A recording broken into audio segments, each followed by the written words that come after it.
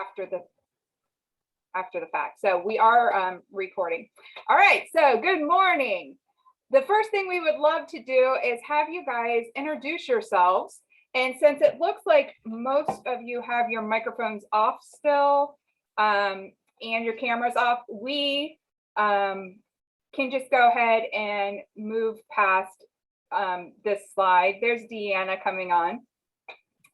All right, so let's meet your speakers today. And Joanna, I'll have you go ahead and introduce yourself first. Oh, hi, everybody. Glad to be here today. Glad you could join us for our succession planning workshop. This has been a long time coming, so we're excited to do it today.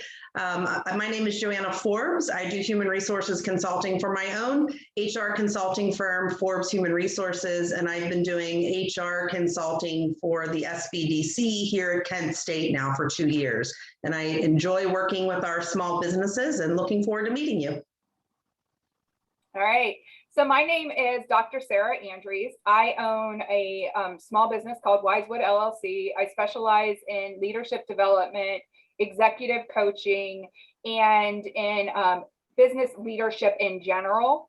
And then I am also one of the advisors for the Sbdc. So I get to spend a lot of time with very young startup businesses like, hey, I'm thinking about this, to, of course, to succession planning. And Joanna and I partner a lot in the succession planning to try to assist in a business owner's choices. So we're excited. I'm excited about the content that we put together today because I feel like it is pretty helpful information. And hopefully at the end of this, you'll agree with that as well.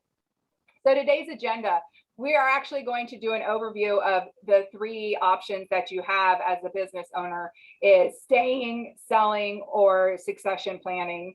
And then we're going to do a deeper dive into the succession planning. Because this is a little bit longer of a workshop, we will have a break in there sometime.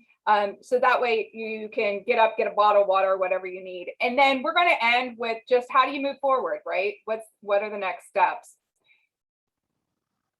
All right.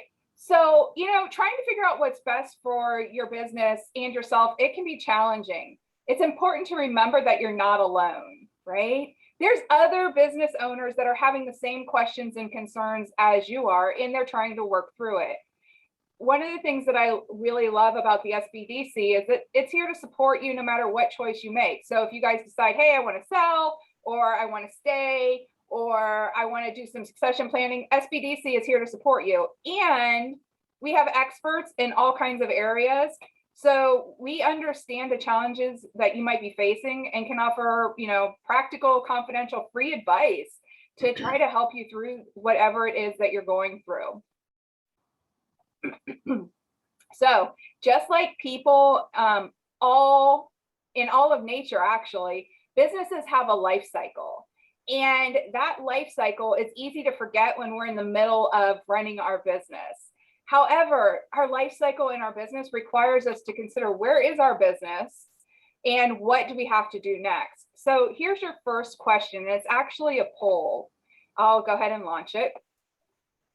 And that should open up and you should see it on your screen. So where is your business in its life cycle? Just pick one of them. And then as you guys are choosing the life cycles, we will move forward.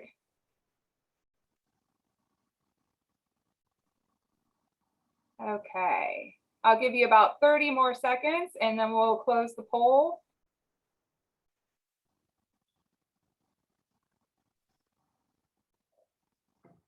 All right, I'm going to go ahead and end the poll. Thank you for those of you who participated in that. And I'm just going to share the results there. So it looks like most of you are in the mature area and some are in startup. So that's very interesting. I'm going to stop sharing that. It's very interesting to see that, right? So someone at the very beginning and several people at the very end of mature businesses really trying to figure out what's next. All right, so the 3 areas that we're going to talk about today: stay, sell, or succession planning. And option 1, so stay, right? I want to stay in my business. I want to keep working. And when you choose that, what that says to me is that, hey, I need to work or I want to work. And both of those are very, very legitimate. But I think that as business owners, when you get to the mature stage in your business, you're like, hey, what happens if I get sick? Or what happens if the competitive landscape changes and I have to do a major overhaul? Am I ready to do that type of commitment now? And both of those reasons are very legitimate reasons to stay in your business, right? I need to work and I want to work. Both are very good, but that might not be the healthiest thing for your business. And so that question to ask yourself is what's best for the business? Remember the life cycle of your business. Do you want your business to continue 20 years from now when you have totally retired and can't do anything else? Do you still want it to be in business and alive? If so, then you have to start thinking about your business as a separate entity from yourself. And this can be very difficult for entrepreneurs and small business owners, right? You grew this business. It's been your baby. And how do you let go of control of something that has been maybe your whole life, right? So if you start to think about the business as a separate entity, then you can make decisions based on what's best for your business and what's best for you, and not allow it to be so personal, because really,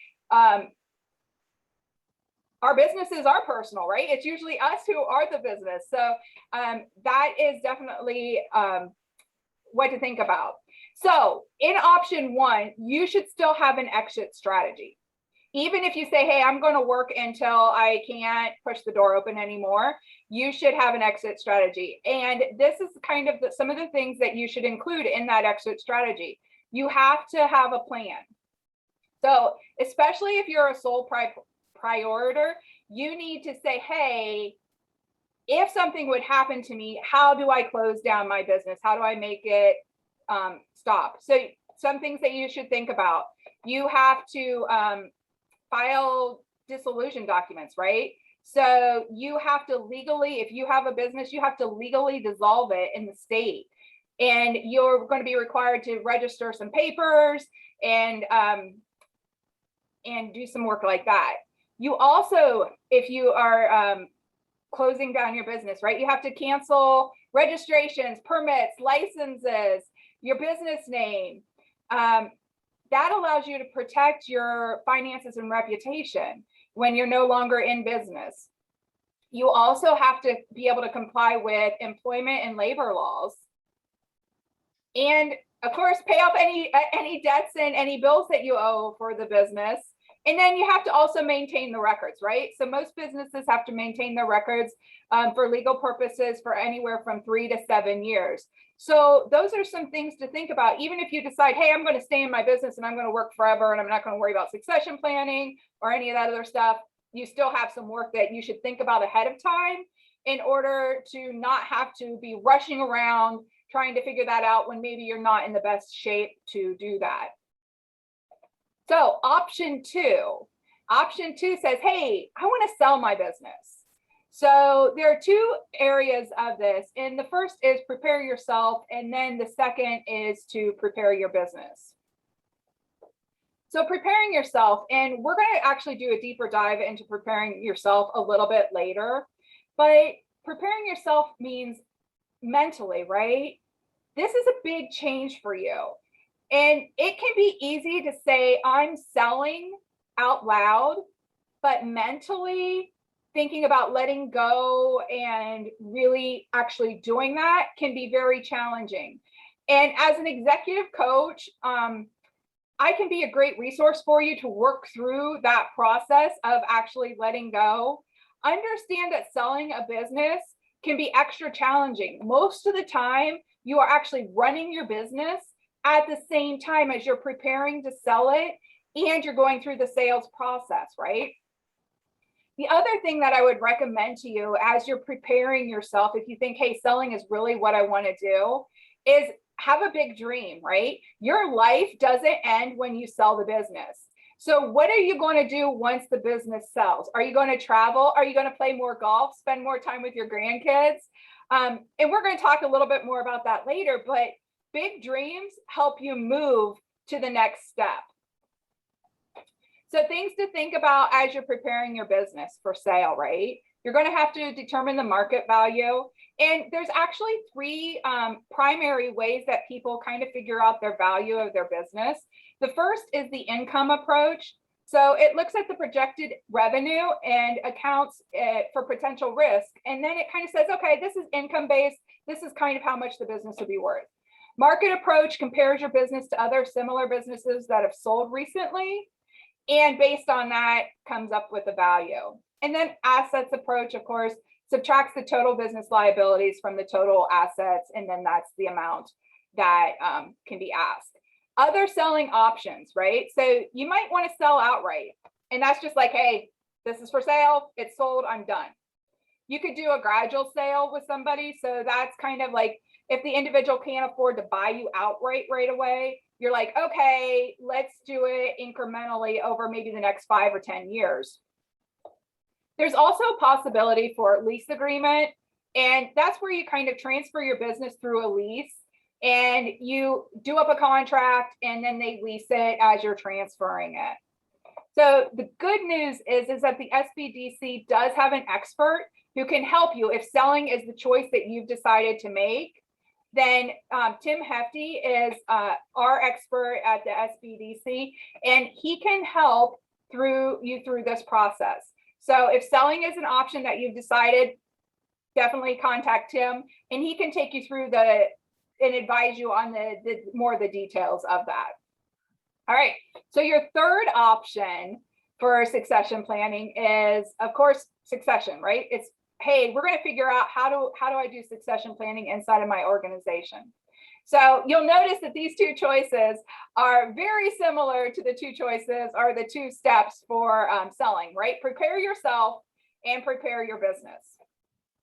So let's do a deeper dive into prepare yourself. And then Joanna is going to take you into a deeper dive on preparing your business. So to prepare yourself, we've got to start with the stories we tell ourselves. And as business owners, and as humans, right? We have stories that are in our minds all the time that we're telling ourselves. So the next two slides have some fill in the blanks. And what I want you to do is think about succession planning and think about yourself in this whole process, right? So you're going to just get yourself into that mindset.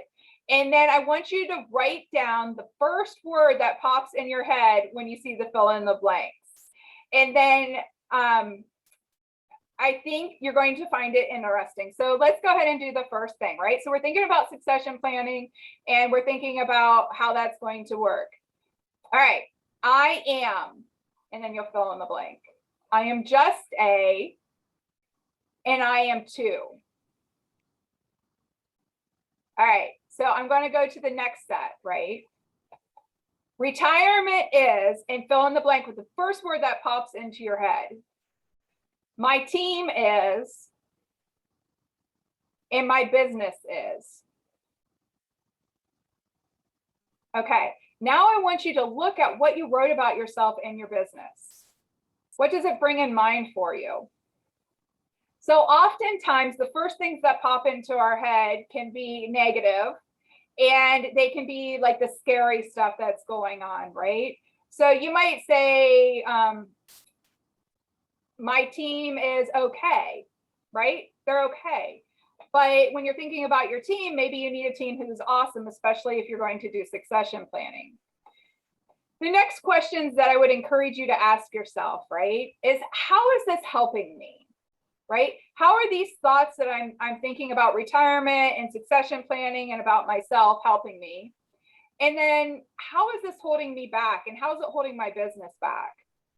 By taking the time to understand the impacts of our stories and be aware of what's happening inside of ourselves and through our thoughts, we can help control and not have so many reactions. So what happens as humans and as people is we have a thought, and that thought then creates a feeling, and we start to feel some way. And then that feeling and the thought create a behavior, and the behavior and the thought creates action.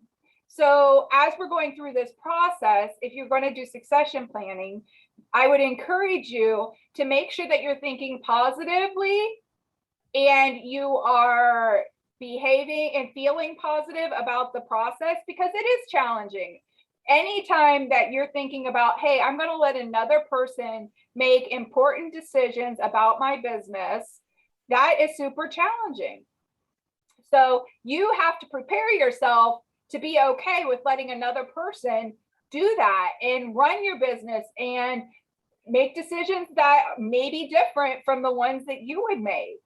And it's important that you are paying attention to how you are processing that, so that you don't self-sabotage in the middle of the process and be like, oh no, I can do it better, and take it all back over when that's not your goal. All right, so with that, we're going to go ahead and have Joanna take you on a deeper dive of this succession planning. Okay, thank you, Sarah. Okay, let me just get my control here. Okay, so what we're talking about now, we're going to switch gears a little bit, and we're going to talk about what you would actually have to do if you needed to fill some of those critical positions at your organization. So this will be if you decide to either just stay at the organization, but you know you have critical roles that are going to need filled. Or maybe you are planning to leave, but you want to get those positions filled before you go, including your own position. So that's what we're going to be talking about on these next few slides. So the goal here is to really look for those high potential employees that you have and really evaluate them and prepare them properly so they're successful into these positions that we have open here, but really aligning that with the goals of the organization. So those are the two things that you kind of have to do side by side when you're talking about our employees.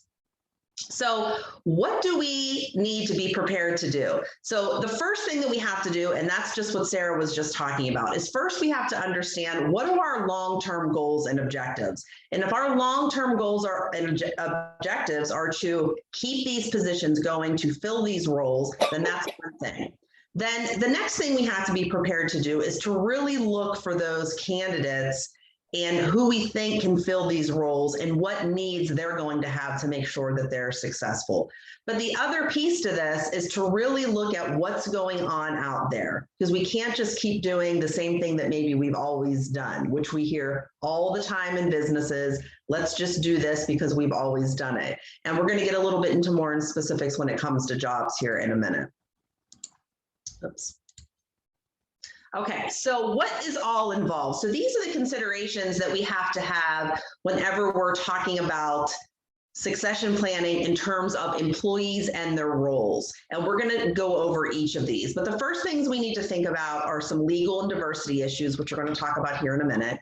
Identifying those key leadership roles, evaluating the potential of the employees that we have on staff already, selecting and developing those employees to fill those roles, and then making sure that we're keeping the plan current. A lot of times what we do at businesses is we get really excited, we make a plan, and then we sit it on the shelf, and then it collects dust, and then we never get back to it. So this is definitely something that you need to keep active.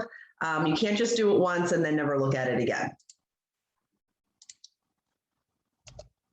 Okay, so what I want you to think about right now is what will the roles of tomorrow look like at your organization? If there's anything that we've learned from COVID over the last year is that roles need to change and stay current with what's happening. So some things that you want to think about, I'm having some struggling here getting the slides to turn. Okay, so the things that we need to think about, well, will there be any sort of re-engineering or process improvements or technology that's going to affect your business? And the answer to that is usually always yes. It's never going to be no. So we have to be mindful of that. So how will those positions change because of process improvements that we have, technology, or anything that's affecting our business? And then also our workload. So as Sarah talked about with the work, what part is your business at? Think about your projected workload. Is it increasing? Is it decreasing? Or is it staying the same? So keep those two things in mind when you're thinking about what positions you will need in the future. And if you're thinking of those right now, go ahead and jot those down, and we'll come back to that in a minute. So the other thing we need to think about is what job functions will be consolidated, changing, and what skills do we need? And the reason why I bring this up is because a lot of times in organizations, especially ones that have been around for a long time, we will have jobs that maybe we no longer need, or we will have jobs where the position has changed since it originally started into something that we don't even recognize anymore. So we really need to think about what we need. And how we think about that is we think about what does the organization need, not the employees or what the employees want, but what does the organization need? And that's when we have to align the correct skills and abilities that we need to see our organization thrive. So those first things that we did was to think about, where's the organization going? So what do we need in terms of positions at our organization to make sure we're successful in that? So those are other things that we need to start thinking about. Job functions and staffing levels due to what's happening around us, our environment, technology changes, and our increased or decreased workload. So why is this important? So what happens a lot of times in organizations is that we will have, again, positions that we just keep year after year that we may no longer need. So it's important to really be mindful of all of the things that we actually need, because then we can use those funds elsewhere for sure. And we really don't want any sort of costly vacancies in these key positions, which is what we're going to get here right now. So we want to make sure that we have stability of our business operations.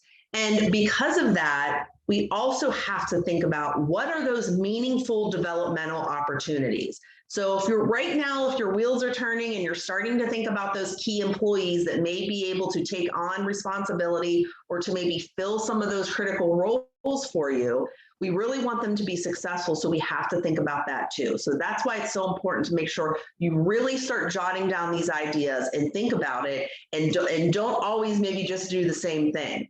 This VP position's vacant, so let's just promote the director. Let's really talk about what the organization needs based on where you're at in the growth, like Sarah had mentioned, and what people would be critical to keep moving forward.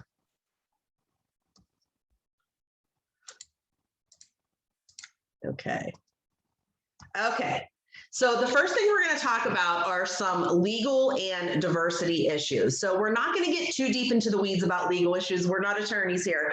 But I did just want to, we have to keep in mind when it comes to staffing, we have to make sure, especially when it comes to those critical roles at your organization, that we're not always just replacing people with that like me approach.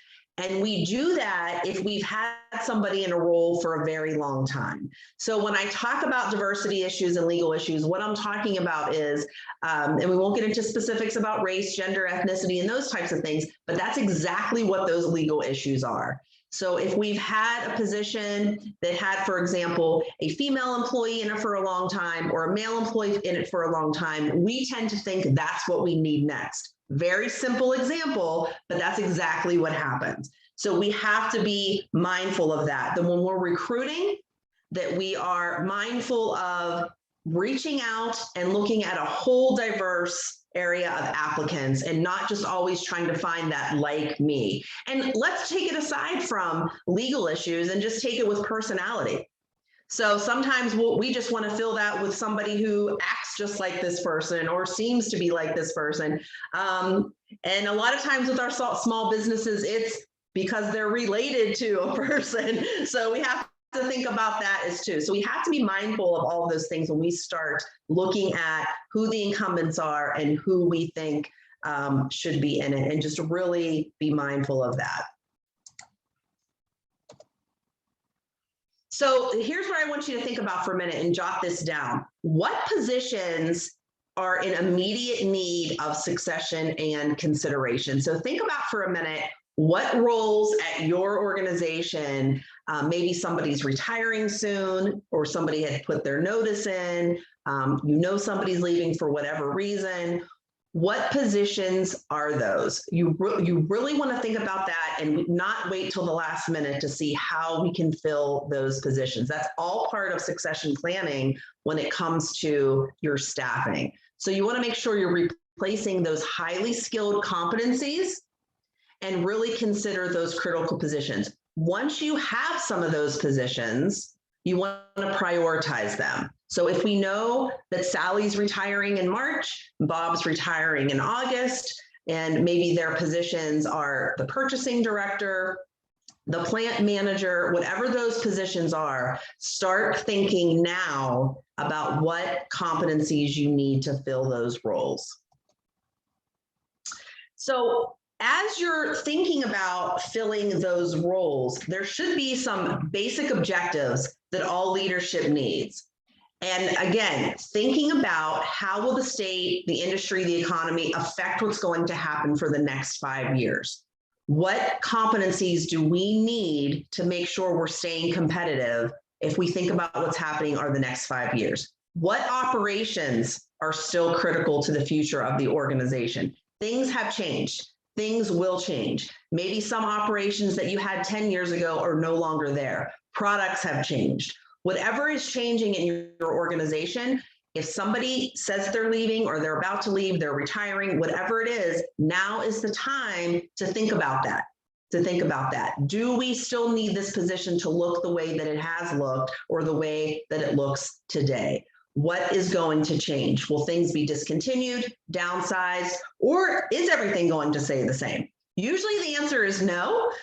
Things don't usually stay the same, but if it is, then maybe that's a little bit of an easier answer to this question, which is what we call the KSAs in the HR biz, but what are the knowledge, skills, and abilities that are needed for this role? So remember, we talked about legal and diversity issues.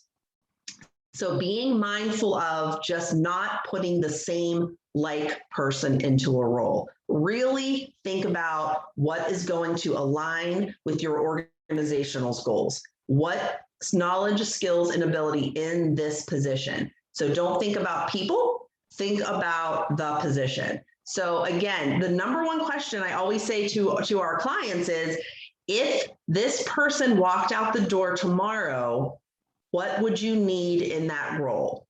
What would you want that position to have? Not the person, but the knowledge, skills, and abilities. So who should be in that conversation? So of course, you should be in that conversation as the business owner or the leader at your organization, but other people can be in that conversation as well. It's important to get from all aspects of what's appropriate, of other people at the organization, cross-departmental leadership, any sort of key decision maker at the organization. They should all be involved in talking about, what do we need here in the future? What's going to change? Because they may tell you something that you hadn't thought of. If you're working over here, a lot of times in organizations, unfortunately, sometimes we start working in silos. So it is so important to really talk about what we need in roles. Now, you may have, the final say on that, but it is important to make sure that you get some feedback from some other areas of your organization or other stakeholders in general. So let's go a little deeper here. So you've thought about what's happening. You've thought about what's changing. You thought about changes in technology, changes in your business, changes in your operation and your products. So you've thought about what you need. Okay, we know we need this set of knowledge, skills, and abilities to be successful. So now we have to start thinking about who can fill those roles. Let's look inside and see who can fill those roles. So that's where you have to start evaluating strengths. I don't necessarily like the word weaknesses, but it seems to come after the word strengths, but strengths, let's call it areas for development. So let's look at some strengths, some areas for development, and who is ready to maybe step up into a leadership role. So when you're thinking about those employees, and I hope your wheels are turning right now and you're thinking about some of those employees, you have to think about who's ready, who can meet the demands of these critical positions. And in some cases, and you might be thinking this right now, there isn't anybody. We don't have a person that works here right now that can fill that role. And that's okay. Don't be scared of that. That means we have to find somebody from the outside, and that's okay. That happens all the time, especially in smaller businesses where we don't have several layers of management or different positions. So that's okay. But let's talk about our internal employees here for a minute. There are several ways, and we can help you with this at the Sbdc. We love to do this, to come in and kind of help you look at your employees and measure their knowledge, skills, and abilities, and talk about maybe some potential successors that you have, and just help you facilitate that conversation. So we can definitely help you with that. So it is definitely about development and retention. So once you think about that, areas for development, the strengths that some of your employees have, you really have to make sure you develop some sort of action plan. If not, it'll go off the rails, or you'll forget about it, or the person will get too busy, or it'll be like, you said you were going to send me to this training and then it never happened. So these are things that we see in the workplace and we see happen. So if you do select an employee for a critical role at your organization, it is so important to have that documented, to have that action plan where you'll talk about things such as this: leadership development programs, which Sarah is great at, different skills specific, any sort of educational programs, any sort of maybe finance classes. A lot of times finance is something that people are afraid of if they're not in finance. And hello, I'm one of them. So if you're going to move somebody up into a role where they're going to be responsible for budgets, and they've never looked at one before, or they're not responsible, they've never been responsible for one, they can maybe barely balance a checkbook, it's so important to make sure you don't lead them to failure, that they are successful. So really think about what they need to be successful. So what are we doing? So we're planning for development of those key employees. So we're going to match the talent to the tasks. You didn't choose them. Your wheels aren't already turning thinking about those employees if they didn't show you leadership right off the bat. You know there's something in them that can take it to the next level. So it's so important then to make sure that we're matching the right talent to task. And frankly, it boosts morale. When people are being recognized for their leadership capabilities, they're more engaged and they're willing to stay. So it's definitely not harmful to the organization if you've thought this process through, you've thought of the correct employees, and now you're really going to work with them. You're showing them that you value the time they've given you, the commitment to the organization, and you're really going to think about which ways that you can help them grow. So just some common things that you see there on the screen: job enrichment and job enlargement, which means maybe increasing their responsibilities a little bit, giving them some additional tasks. That does not mean dumping busy work. I just wanted to point that out. That is not what that means. That's really enriching the job with some more responsibilities, bringing them into different meetings, different committees, and really just letting them start to grow and to really enhance that skill set. So what is the goal here? What are we trying to do? We're trying to close that gap between the knowledge and the skills and ability that we need, because we identified that already, and the KSAs of our candidates, our potential leaders at our organization, and what they have. So we know that there's potential for these employees or for this particular employee. We know what the organization needs to be successful. How do we close that gap? What does that mean? Learning development programs, leadership development programs, maybe a class on finance, maybe a new manager boot camp, all of those different types of things. That's what we're trying to do, is close that gap. So now I want you to think again. You've been jotting down positions that maybe are critical to your organization, that you know people are already planning their retirement. So what we might have now are emergency positions without successors. So those emergency positions are those in which we do not have a successor named. So, and there aren't really anybody out there that maybe has any sort of potential to move forward. So, and that may happen. This definitely happens all the time. We don't know where life's going to take us or what's going to happen. So just being mindful of that it could happen. Once you start thinking about the process though, of all the things we already talked about, a lot of your homework is already done. So if this were to happen, you would have thought about it already, and you would have had a little bit of a plan in place. So we look around, we don't have anybody. We don't have various levels of management here, or supervisories, or even leads at our organization. We don't feel like we have anybody. So it comes back down to the good old-fashioned recruitment, which I know you're all familiar with. And that's where we would have to come up with a good recruitment strategy and a recruitment plan to make sure if we can find somebody from the outside. Now, that being said, it is important that you have a plan of what we can do in the meantime, because there is a meantime. We know that it can take a very long time to get somebody in the door. So I encourage you, and I highly recommend that you still look at your employees and think about who can step up and assist during a time like that. They may not even be interested in the leadership role, and maybe they're not specifically qualified, but they can step up and maybe take some of that load off of you if this were to happen. So again, we don't like to plan for emergencies. Nobody wants an emergency, but to still be mindful of that and to think about the skill set that you have. Sometimes we have to pull people, and then there are vacancies before we even we have a plan, and that happens all the time and every day, unfortunately. So again, we have to just think about that and have a candidate in another department, maybe somebody that can step up. Think of them as your step up employees if you had to.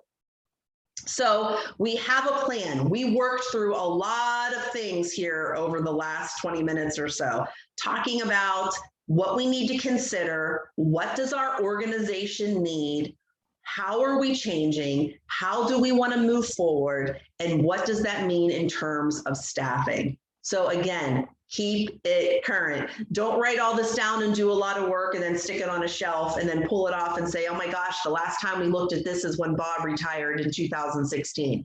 So we want to keep that current, keep it fresh. Look at it a couple times a year. Make sure it's still effective. Does it even still align? So again, if your organization is changing, then so should the plan. There is no point in having a succession plan and in employees if you don't even have those positions anymore. Are those candidates still even there? Do we need to make necessary adjustments? And if the answer is yes, yes, yes, then you definitely want to assess and then develop and think about some new candidates. So your wheels should always be turning about succession planning when it comes to employees. And it's so important to communicate it. Let them know that you're doing this. You're thinking about them. You're thinking about your future. You're thinking about the organization's future, which is very important for employees. They need to know that you are thinking about this. And not even just this piece that I'm talking about, but also what Sarah talked about as well. So employees just need to be aware. So it's so important to make sure that we're communicating this plan to employees. Let them know that you're optimistic about them, that you're optimistic about the future, and that you're willing to invest in them. People can be a little bit nervous or shy. I can't do that. I don't know how to do that. I've never managed before. Those are some of the things that you might hear from some of your leadership candidates at your organization, and that's okay. So it's important to make sure that you communicate to them that you're going to support them and that you're not just going to leave them high and dry, that you have a plan. So, and with that said, so those are some of my final reminders for this section, is to have a well-developed plan. Think about those employees. I saw a question pop up. Somebody asked if we'll get the slides, and I think Sarah is the answer yes to that. Okay, so you will be getting these slides, so you'll see everything. We're not done yet, by the way. Don't hop off. We have a little bit more to go over, but you will be getting those slides. So this is just the final reminders for my piece. Think about those key positions to try to avoid vacancies to the best that you can. It's not always possible, because it really does ensure the stability of your business operations. Really provide for those developmental opportunities. We can't just promote willy-nilly and not think about what that employee needs to be successful. They'll walk out the door and it will only hurt the organization. And then again, really think about a diverse workforce. Think outside the box when it comes to replacing those key positions. Don't just always pick the like person because that's what we're used to seeing in that role. We really want to think outside the box on that. So with that said, I'm going to kick it back to Sarah for the last section here of our webinar. Great, thank you, Joanna. I think that was such good information. It's so important to remember. And I just want to add one thing, right? So I would do a mental check of how am I at, oh my goodness, the word just went through my head. Hold on. All right, how am I at delegation? Right? So do a mental check about yourself and how you do delegation. A lot of times as the main person in a business, it can be easy for you to say, oh, I can just do it myself and do it faster, right? But if you think about delegation as an opportunity to develop someone and to free you up to work more on the business instead of in the business, it'll give you more bandwidth, and it'll also give you more opportunities to see if people can actually step up and do that. All right, so moving forward. So, just kind of think about, and maybe just write down one to three things of what do you need to do from a personal standpoint? If succession planning or even selling or staying at your business, right? What are 1 to 3 things that you need to do for yourself personally to get yourself ready to do this or prepare yourself? And then what are 1 to 3 things you need to do on a business level? So maybe as you were listening to Joanna, you thought, hey, I really should be looking at key positions. One of the things Joanna and I talk about often, and she kind of mentioned this, is the fact that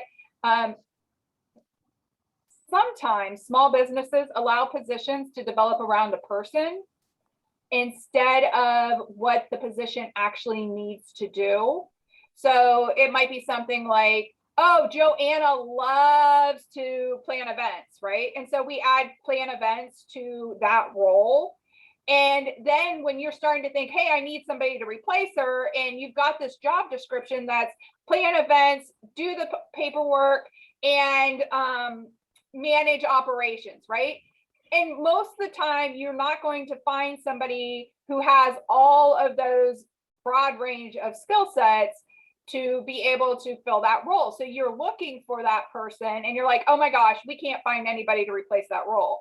Well, it's because you allowed the role to be dictated by the person instead of dictated by what the business needed. So those are just some things to think about. So action steps, right? First action step is check your stories. What are the stories you're telling yourself about retirement, about succession plan, about selling your business, and make sure that they're actually helpful stories, right? One of the stories you might tell yourself is, oh, I'll never find somebody to be succession, to be the next person, to take over my role. Well, if you're telling yourself that story, you probably will never find somebody to take over that role, right? It's the same thing like when you buy a car, you probably don't ever see that car on the road. And then the minute you buy that car, you start seeing it everywhere. We find what we're looking for and what's at the height of our awareness. So if we say, hey, I am going to find somebody, then you're going to have a better chance of actually finding somebody. Explore your options, right? You, and down at the end, we're going to talk about contacting Sbdc, but we can help you explore your options and to figure out, hey, what makes the most sense for me? Also, maybe you have a mentor, a business mentor who can help you explore those options. So make a choice and make a plan. Just because you make a choice and make a plan doesn't mean it can't change, but by having it, it gives you such an advantage because then you're not rushing around at the last minute saying, oh my gosh, now I need to do something. And you have to do all that work in a rush. It's much better to plan way before you have an emergency. So that way you know what you're going to do. All right. So contact Tim for selling options and ideas. You're going to contact Joanna for assessing, planning, etc. And you can contact me for executive coaching. And I also am somewhat opinionated in business stuff. So just general kind of question about succession planning or training and developing people. I have a lot of things to offer in that area. So we're going to open it up for questions and answers. If you have questions, we would be happy to talk through it for you. If you don't have any, you are more than welcome to jump off. So go ahead and open it up and I'll be quiet for a couple seconds to let you ask questions. And if you want, you can type it in the comments box as well, or the chat box.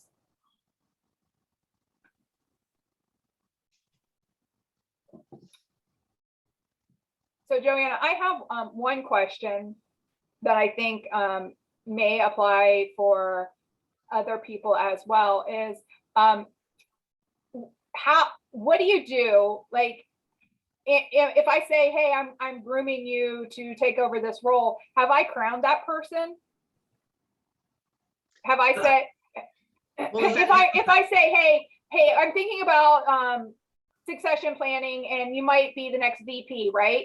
Have I just guaranteed that person's going to be my next VP? No. So it would need to be a conversation about what your expectations are and that you see leadership potential in them and that there may be an opening and that were they interested in leadership development and then maybe going from there. But it's not, like you said, crowning them or, guaranteeing. Is there a guarantee that the employee wouldn't come back and say, you promised? That very well may happen. So that's why we have to make sure that we're careful with our words. But the reality is that we're an at-will employer. We're an at-will state. So, at any point you can tell somebody you're not cutting the mustard and it's not working out. So, promises are as good as the words that they are. So no, you would be okay. And there would be an expectation. If it was a formal succession plan that was documented, we have signatures involved, so we all agree. Part of that document would say that if the identified candidate didn't meet these expectations, blah, blah, blah, blah, blah, blah, blah, that the plan may not go through, the position may not change, et cetera, et cetera. So that would be with that. Okay. So the next question is there a cost? So I'll read you the question, you can answer, okay? So is there a cost for Sbdc's assistance, coaching, and guidance? No, absolutely not. No cost. So we are funded through the state and our whole goal is to help Ohio businesses thrive.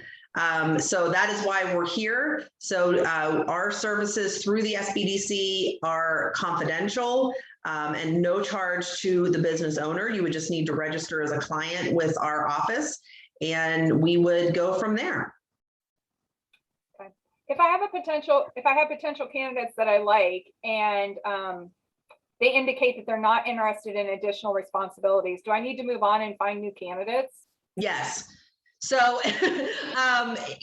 Yeah, you don't want to talk somebody into anything because that'll just again set them up for failure. So, but I know what you're asking. I know. I see the dang. I know what you're asking is because we sometimes we see so much potential in people in leadership, and we're like, oh, but you would be great as a lead in the department or as a supervisor or moving up. But some folks just frankly aren't interested in it. They just are not interested in it. They want to punch in, punch out, and go home. And sometimes that makes them a leader in their own right. So what are you going to use those employees for? Those are going to be your interim step uppers that I was talking about before. So those are the employees you want to keep. They're a huge resource for you, and you want to have an understanding with them that, look, I know you don't want to be a director, a manager, a supervisor, a lead, or et cetera. But we're going to have this crucial time coming up.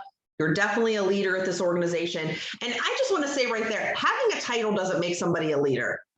So being a leader does not have anything to do with what's after your name. It is the traits and the behaviors that you have in the workplace. So those employees who maybe don't want to be promoted officially can still be leaders for you. So you still want to keep that good relationship with them, and so they can step up for the times that you need them to. Yeah. Just to add to that, I think it's really important, especially if you are the senior leader inside of your organization, that you are constantly recognizing people and their potential, right? So I'll share a quick story with you. I was working on my associate's degree, and I was working at Taco Bell. I went to school Monday through Thursday, and I worked Friday, Saturday, Sunday, like 4 to 4, 4 at night to 4 in the morning at Taco Bell. Lovely job, but it paid the bills while I was in school. And I'm a natural leader. It's just part of what I do. But I didn't have a lot of self-confidence. So I was, leading the shift and doing the work, and a job came open for shift leader over on the weekends. And I didn't apply. And the general manager is like, why didn't you apply for this role? You're already doing the job. And I was just like, oh, I didn't think that I had the skill, and I didn't think I was manager material, right? And so a lot of times we can have people inside of our organization who just don't think about themselves that way. Not that they don't have the skill sets, and not that they don't have the capacity to do it, but remember when I talked about the stories earlier today in the conversation, right? They may have grown up in an environment where they weren't considered to be a leader, or they have this mental story in their head about, I don't have the potential to do this. And sometimes just offering them, maybe that's like, hey, I don't think I can do it, and just saying, hey, do you want to try it? And if they're willing to try it and willing to step up, then giving them those opportunities can help you grow leaders inside your organization. All right, any other questions?